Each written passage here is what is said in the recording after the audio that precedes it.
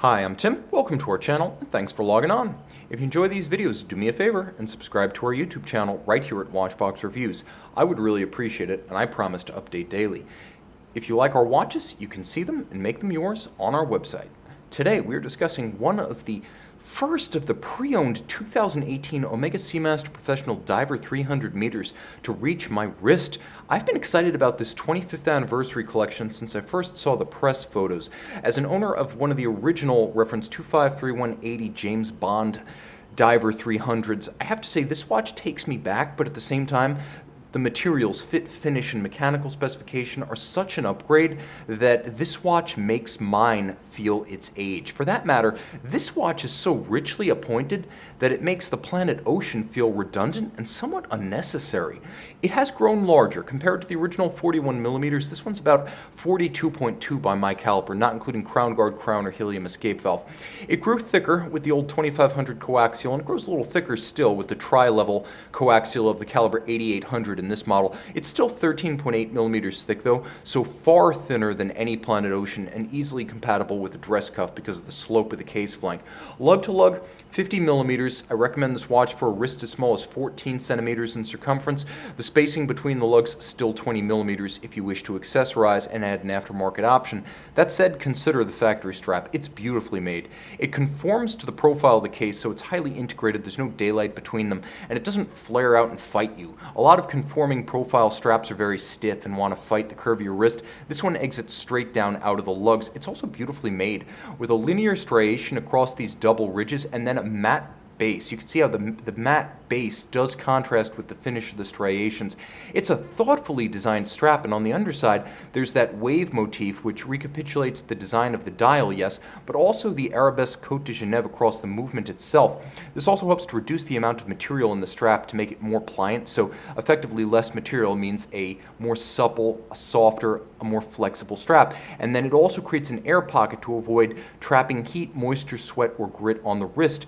The pin buckle has been redesigned expressly for this purpose, and you can see how it has a combination of polished bevels and satin facets, and in many ways it echoes the design of the case itself by design. Let's give ourselves a bit more light and focus in here, and you can see that the more things change, the more they stay the same. You'll recognize this case. Satin finish on a sheer side, polished bevels, but there are some changes. You'll note a now conical profile to the helium escape valve, a bit more graceful. The knurling is also deeper and easy to grip. It has a little bit of a Reese's peanut butter cup profile to it now.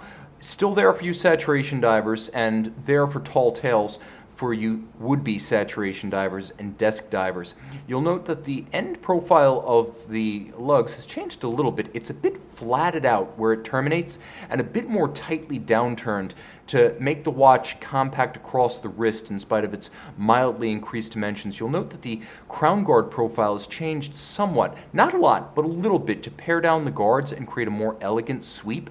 You'll also note that the bezel, present and correct, has grown a bit richer. This is a blue ceramic insert, so very scratch resistant. You have that scratch resistance inherent in ceramic, but then you have white lacquer for high contrast indices and calibrations. The ratchet action of the bezel is excellent, very crisp. The effort to move it is also lower, so though we still have the relatively low grip knurling on the side of this bezel, it's never been an easy one to use with wet, sweaty, or gloved hands. The reduced effort makes it a bit easier to get by. Line up the luminescent pearl with the minute hand, the iconic skeleton style minute hand, and now you have an ideal 0 to 60 minute impromptu dive timer. The dial is a gorgeous metallic zirconium dioxide. You can see the ZRO2 just below the cannon pinion. It is a ceramic dial. So from 1993 to 2011, we had that iconic Omega wave on the Diver 300s, and then it went away from 2012 to 2017 in place of a flat gloss dial. Well, the wave is back now, and it has real depth and texture as well as differential finish. It has the same quality as enamel in that it's basically non-reactive and eternal. It won't tarnish, it won't oxidize, water can't affect it. It will look just as new 50 years hence as it does today. Beautiful blue on silver calibration. There is a metallic quality to this dial that's not inherent to ceramic, so there's something else going. There's a second order reflectivity, likely a coating on top of the ceramic itself. The indices as well as the hands, beautifully blued. There will be a loom shot. Also note a discrete date window at 6 and segment style or sector style, partitioned hashes for seconds and minutes outboard. Turn it all over. Caliber 8800 Master Chronometer, so COSC, it gets that certificate, and then it's cased up and tested for power reserve, winding efficiency, water resistance, anti-magnetism. As a fully cased watch, it also receives 6-position chronometer adjustment as opposed to the COSC standard 5, so there's no position in which the watchmaker can hide error.